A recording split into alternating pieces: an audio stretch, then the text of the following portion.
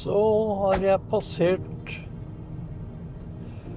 kommunegrensa til Vadsø. Og hva har Vadsø å by på? De har et kvensk museum. Et kvensk museum om en familie. De har en fin kirke. Og de har en artig ting, og det er den luftskipsmasta som ble brukt 2 ganger. En gang i 1926 og en gang i 1928. Og i august måned så har de jo Varangerfestivalen. Det er en stor begivenhet.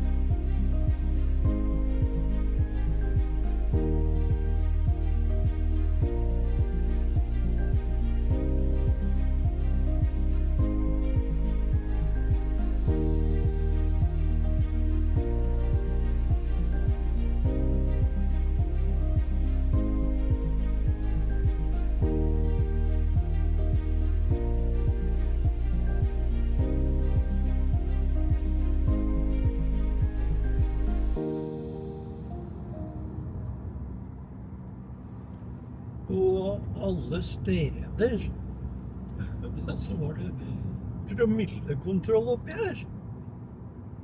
Det... Ja. Det er greit for meg. Ikke dårlig nå. Nå har jeg kommet til Vadsø. Nå fikk jeg se skiltet til Vadsø.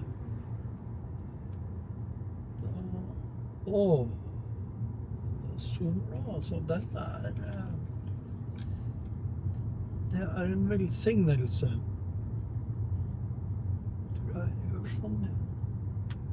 Og så legger vi den der. Og da vil jeg si velkommen til Vadsø.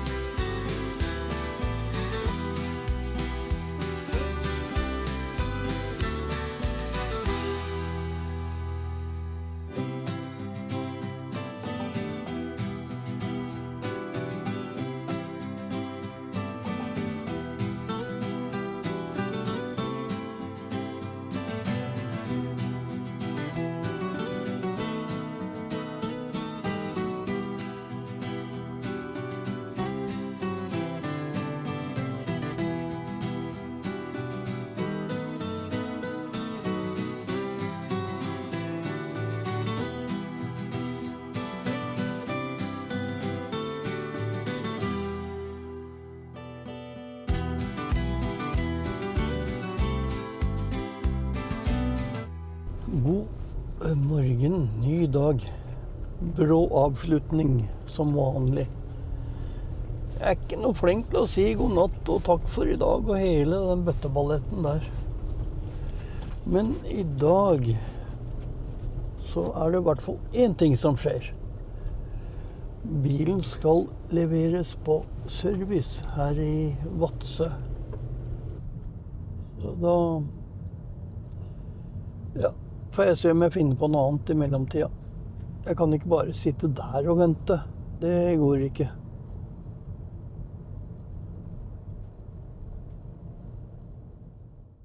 Da er bilen levert, og så er det bare å... Det er vel en 20 minutter og en halvtime å gå tilbake til vogna. Men det tar jeg som en tur, for jeg har jo ikke gått her så mange ganger. Så det er jo kjekt å se Vadsø fra denne siden. For jeg vet ærlig talt ikke hva jeg skal finne på. Og været er helt upåklagelig. Det er så godt. Selv om jeg går med jakke. Men dere vet jo det, at det skal jo passere 20 grader før jeg tar av meg ullbuksa. Dette er jo Vadsø kirke. Men jeg oppdaget jo en ting. Det er når du går opp her.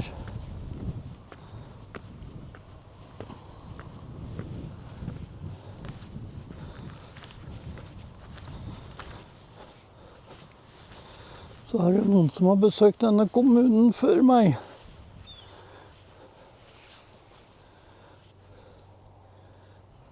Hans Majestet og dronning Sonja var her i august, 3. august 1992.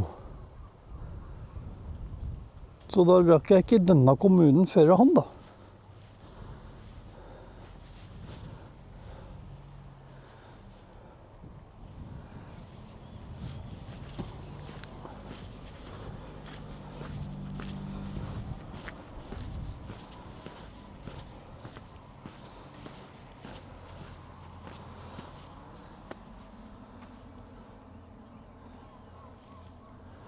Den er oppført i 1958, det burde jeg huske.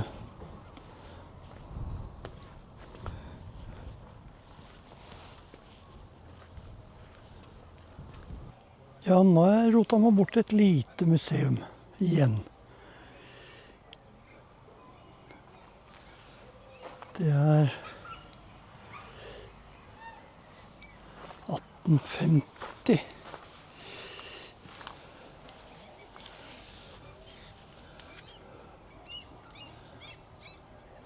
Kvensk bygård, oppført i 1850. Ja, det kan bli interessant. I 1851 var det de ble oppført. Og fra og med 1890 til 1918 så var dette gården en utleiegård i, under han Rasmus Skalberg som bygde den gården der nede. Fra og med 1918 så ble Domangården solgt til de som var på Domangården, som er Karoline og Karl Domangen. Lavere under taket her enn der borte på Espensen-gården. Men nyere enn det. 70-tall. Ja, det var sikkert bedre. Her er da den liksom storstua, finstua. Og det her bruker man til litt sånn finere hva heter det, anledninger. Innvandringsmomentet. Og da, jeg vet ikke om det var åpningen eller hva det var, men da kom den norske kongen, den svenske kongen og den finske presidenten på den tida. Her er da den finske presidenten som faktisk har suttet her i den stua her og drukket kaffe. Og jeg tror det er det som man kan se på det her bildet her.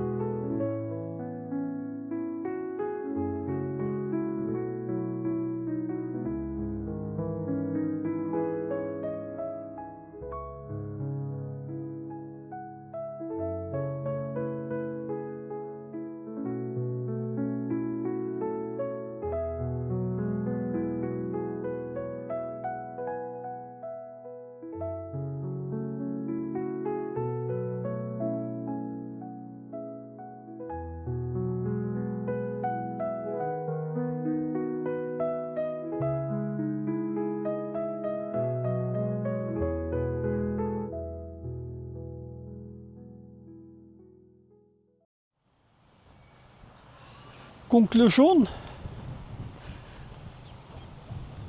Den var hyggelig, men utrolig lite interessant. Så beklager, men dit drar jeg nok ikke igjen, selv om de to som var der var hyggelige nok. Får jeg se om jeg klarer å finne på noe annet når jeg er her.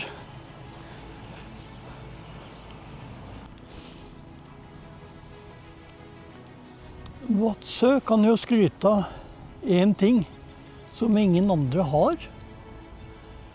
Det er en 35 meter høy luftskipsmast som ble oppført vinteren-våren 1926. Og den 6. mai 1926, da kom jo Amundsen hit. For han skulle over til Grønland, så Nordpolen og så over til Alaska. For han hadde jo prøvd før å komme til Nordpolen, og det hadde jo ikke gått helt bra. Men den turen gikk bra. Så i 1928 kom Italiano, en italiener. Og han skulle til Nordpolen, mannskapet dit. Og det gikk jo bra dit da. Men på tilbakeveien så styrta de. Og det var jo en del som overlevde, og Amundsen han var jo med på redningsaksjonen og omkom der. Så 2 ganger har den masta der blitt brukt. Det er noe Vadsø kan skryte av. Og den står på Vadsøya. Nå befinner jeg meg på Vadsøya.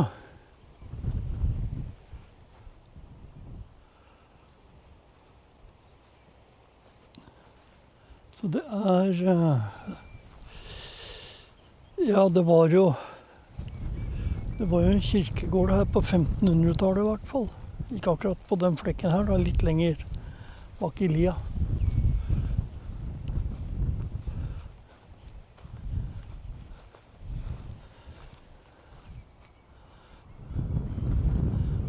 Nå ser dere Vadsø innover der, bortover der.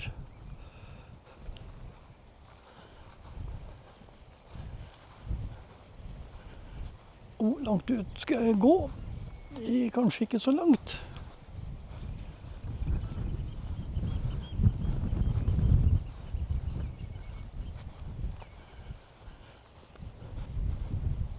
Og så er jeg jo litt nysgjerrig også da.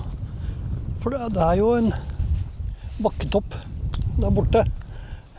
Og liksom, hva er det på andre siden? Og inne på viset er jo det at jeg går jo flere kilometer lenger enn det som var meningen.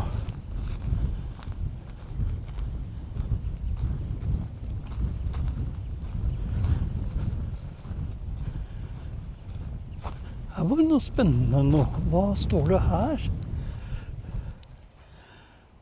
Krigsminner.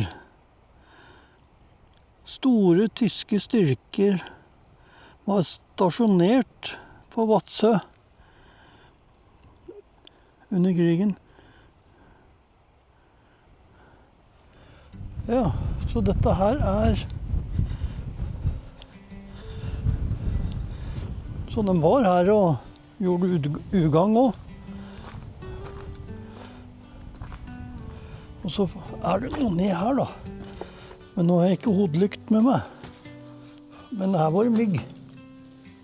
Ja, var det noe mer å se nedi her da? Når du ikke ser noe, så er det jo litt vanskelig. Ja, det er bare et stort rom. Det er bare et stort rom.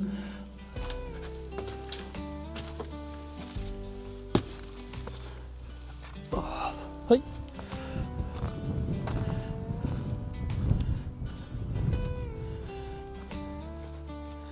Men det er rart de ikke har mura igjen, disse her.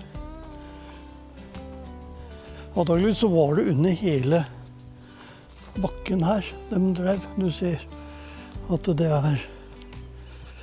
ganger her. Litt ugreit å gå, men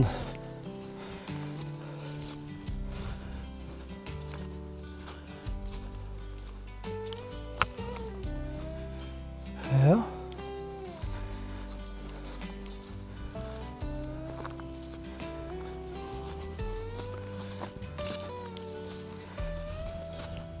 Ja, nei, men altså hvis du ser... Å, nå skal jeg bare komme opp bakken. Hvis du ser utover her da.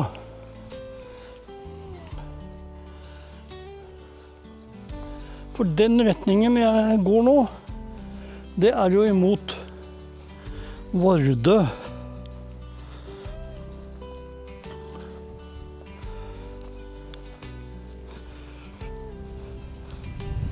Og dette jo videre innover mot Varangerbotn.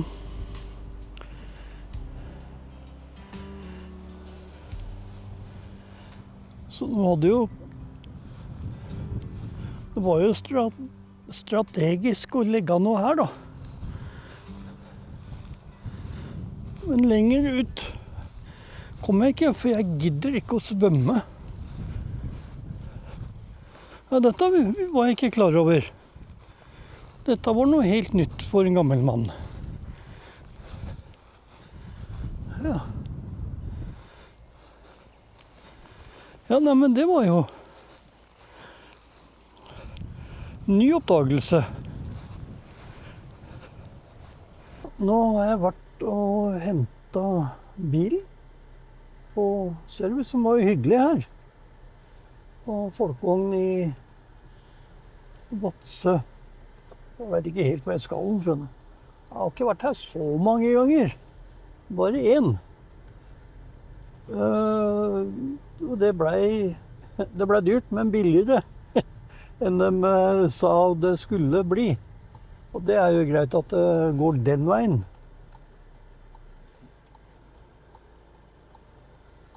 Så nå har jeg mobilitetsgaranti et år til. Og nå kan jeg kjøre glad og fornøyd videre på turen. Og det jo litt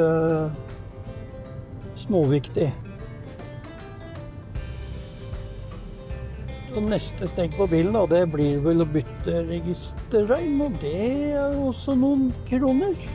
Men sånn det å ha bil. De av dere som ikke har bil, dere vet ikke hva det koster.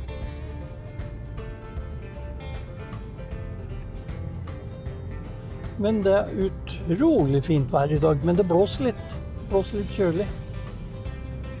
Syns jeg da. Det var en inne i butikken, han skulle hjem før det ble for varmt. Og nå det 17-18 grader. Og da begynner det å bli for varmt her.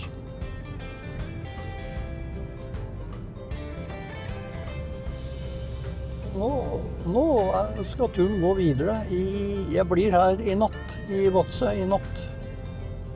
Og så pakker jeg. Jeg pakker i morgen tidlig og reiser til et sted hvor jeg ikke har vært.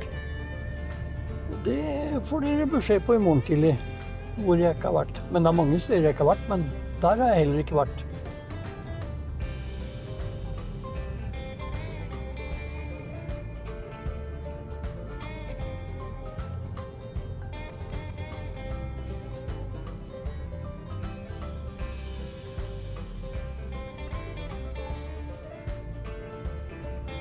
Det så merkelig når du har hatt bilen på service, så synes du at han går bedre enn det han gjorde når du parkerte den.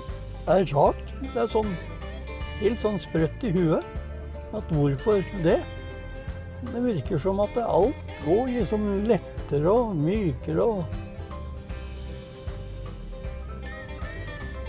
Så det var på 50-tallet det. Opel hadde en reklame. Nå kun rundsmørning for hver 500 mil. Da var det sånne smørenipler og fett og greier du måtte smøre overalt.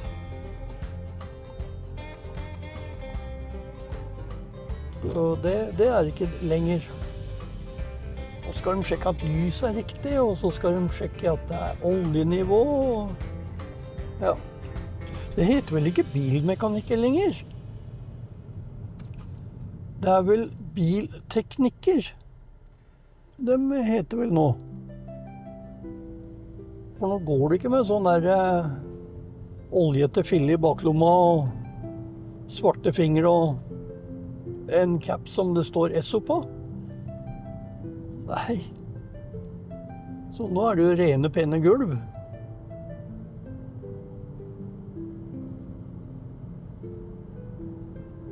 Vadsø kommune, Finnmark fylke, grunnlagt 1838, kommunesenter, Vadsø, innbyggernavn, Vadsøværing.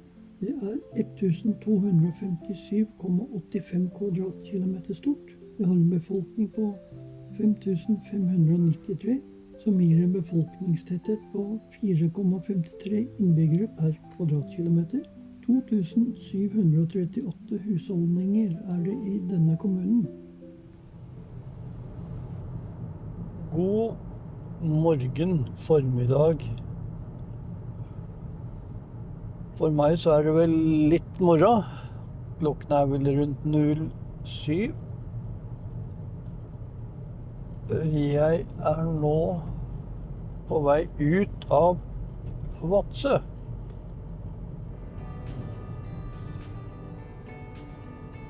Skal vi se, hvis jeg får stilt inn dette greiene her sånn noenlunde, så kan det gå bra. Jo, det var det. Nå forlater jeg Vadsø. Og jeg er på vei til et sted som jeg ikke har vært før.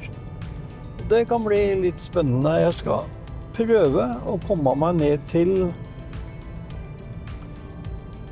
Nyrud i Pasvikdalen. I Sør-Varanger kommune.